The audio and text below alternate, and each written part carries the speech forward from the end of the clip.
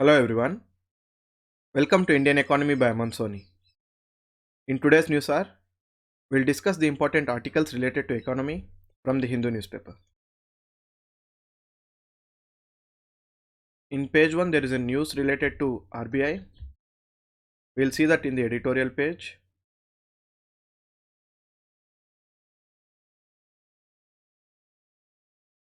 Let's go through this editorial article first. Frozen by uncertainty. So in the yesterday's Monetary Policy Committee meeting, the Monetary Policy Committee members decided that they are going to continue the accommodative stance. So what is this accommodative stance of monetary policy? When the Monetary Policy Committee says that they are going to continue the same interest rate, or in the future they are going to reduce the interest rate. This is the accommodative stance. And in yesterday's Monetary Policy Committee, the interest rates were unchanged and they were kept the same, and they said the further they are going to continue the accommodative stance to increase the growth. RBI has two conflicting objectives to achieve. On one hand, it has to achieve the price stability. On the other hand, it has to achieve the economic growth. If it goes for achieving the economic growth too much, it will lead to inflation and affect the price stability part. If it tries to control the inflation too much, it will affect the economic growth. So there is a fine balance required between both the objectives, and depending on the circumstances, RBI will go for slightly more of this or slightly more of this. And in this situation, because of various reasons that we'll look into, RBI has gone for economic growth. And what are those reasons? We know because of the COVID pandemic, again the third wave, the global and domestic economy got affected a lot.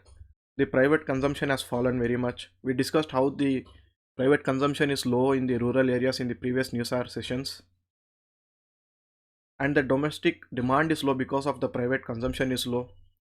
So the recovery of the economy is not happening that much. So in order to boost the growth of the economy, the interest rates have to be kept low so that more borrowing happens and more investment happens. That will lead to the increase in the incomes and the economy will kickstart. But the editorial criticizes that in the international market there is volatility in the oil prices, and the federal government of USA is tapering its monetary policy.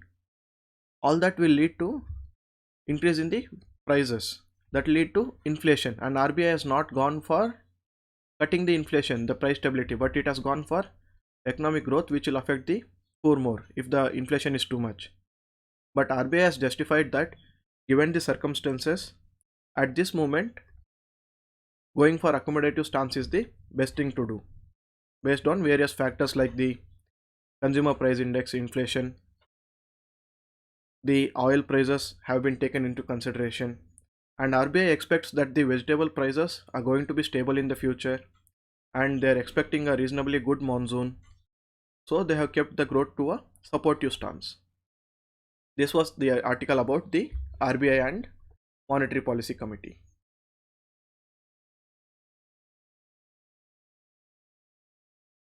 This article discusses about the MSP scheme and how it would impact the agriculture and what are the reforms needed in the MSP. We know that minimum support price is the price at which the government purchases the list of goods that it has published from the farmers at a fixed price. So what is the need for MSP? We know that there is huge fluctuations in the agriculture market based on demand and supply. So if the market prices of the agricultural goods goes below a certain amount, so the goods would be procured at the said MSP. So why the basic purpose of the MSP is to provide a safety net. If the market prices of the goods are more than MSP, the farmers would sell it in the market at a profit. Only if the market prices go below the MSP, the farmers would sell it to the government so that they can get this minimum price, that is the minimum support price. So it is a safety net for the farmers. And what are the benefits of MSP? One it will lead to price stability. The other thing, it will lead to income support for farmers, and the goods procured under MSP would be provided under the public distribution system, that is the PDS system. So it also provides food security to the Indian population. And government maintains a buffer stock of goods so that whenever there is shortage of supply of goods in the food grains in the market, the government would sell these food grains from the Food Corporation of India storage, and the supply in the economy increases and the prices stabilize. So what are the mechanisms that the government uses through Food Corporation of India? One is cost based minimum procurement price, that is the MSP as we know it. The other is the paying the difference between procurement price and market price. So in this case, the government will directly transfer the difference of the market price on the MSP to the farmer's account, so that the farmers can sell at the market price, and whatever their loss they are incurring because of the market prices being low, the government would transfer it to their accounts. Storing the procured surplus for sale through PDS system. We discussed about how the MSP grains procured would be sold under PDS system. Here we need to know what is issue price. Issue price is the price at which the government sells under the PDS. For example, on certain grains like the wheat and rice, it is almost around rupees 2 or rupees 3 in most of the states. So this is the issue price, the price at which the government issues to the poor in the PDS system.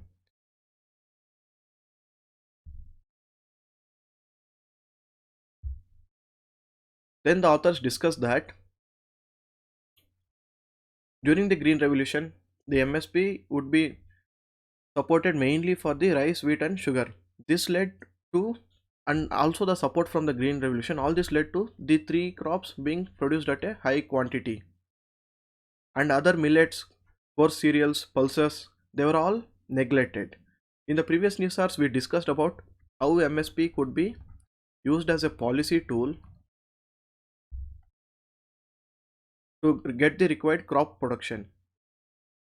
For example, if the government increases MSP on a certain grain, people would go for producing that grain. If the government would reduce the MSP on a certain food grain, that production of that food grain won't be so attractive. So people would reduce the production of that food grain.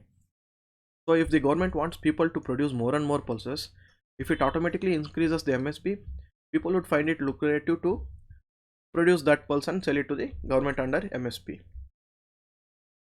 The authors discuss about the concept of economic cost here. We discussed what is the issue price, the price at which the government sells the grains, food grains to the people through the PDS.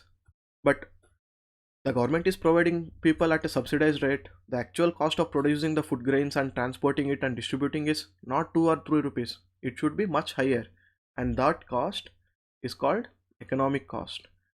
What is the actual cost that the Food Corporation of India is incurring in order to get the food grains from the farmer to the PDS shop? And all that costs are economic costs. So what are the components of economic costs? There was a previous year question in prelims on the economic cost. So it will include the procurement cost, that is the MSP that the government pays to the farmers. Then it includes the distribution cost of freight, handling, storage charges of the gardens, the interest of the capital, administrative charges, that is the salaries paid to the staff of the Food Corporation of India, and all the transportation costs. So all these costs are economic costs.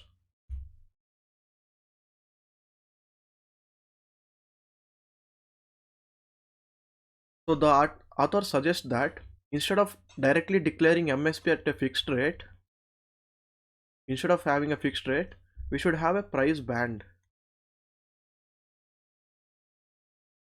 wherein we fix the minimum level and maximum level of MSP, and during the years where the market price, the supply of the goods is too less, the prices would be automatically high in the market. That time we can have the minimum level of MSP.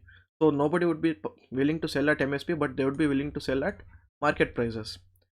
But in those years where the supply is too much and the prices of the goods fall, we can have higher limit of MSP so that the farmers will get a more price. And the authors say that the amount required to have this price band, that would be covered from other expenditures where the government is incurring currently. And they also suggest that we should link the selling of MSP to the bank credit, because we know that getting bank credit for a rural farmer is very difficult. So just like the warehouse receipts that we have, the receipt would be given to the bank, so bank would get a collateral and they would give loan on that. So now if they have a MSP certificate that this particular farmer has sold goods to the government under the MSP, so it's a guarantee to the bank that this farmer is producing something. So next year he would be producing something and he will be able to repay our loan back. So farmer can take this MSP certificate, he can go to the bank, he can pledge this certificate and he can get a loan for himself, and he can use that amount for procurements in the next crop season. This is the article related to MSP. There are no news in the news page. Let's directly go to the business page. RBI retains status quo to increase growth. We have discussed why RBI continued the accommodative stance so that it can increase the growth in the economy.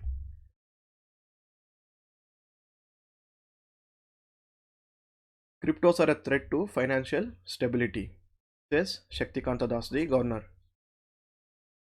And why did he say that cryptocurrencies are a threat to stability? Because they have no underlying asset. What is underlying asset? If you take money, for example, the currency note, it is backed by something. What it is backed? It is backed by the guarantee of the Reserve Bank of India. The Reserve Bank of Governor has promised, I promise to pay the bearer so and so. So it is backed by the Reserve Bank. It is backed by the government. So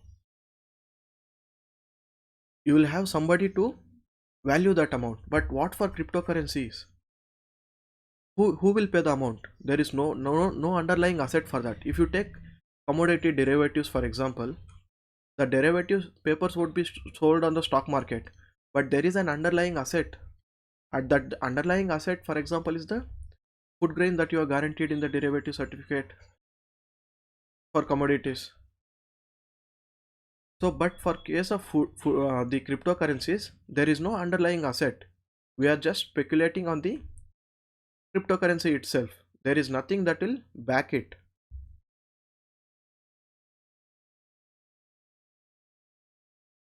And we don't need to read this news. We can skip this news. We can also skip this. We can skip all of this news. Then RBI extends liquidity window for healthcare. So what is liquidity window? Whenever RBI wants to increase the money supply or decrease the money supply, it would open liquidity window, that is term liquidity facility.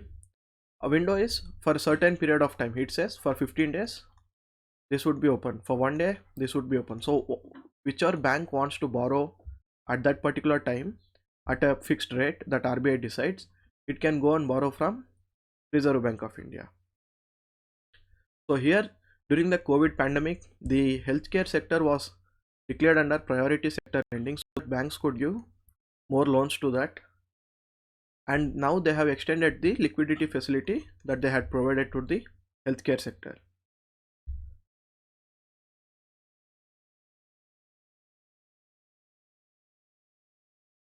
Those are the articles related to Economy Today News. Thank you so much.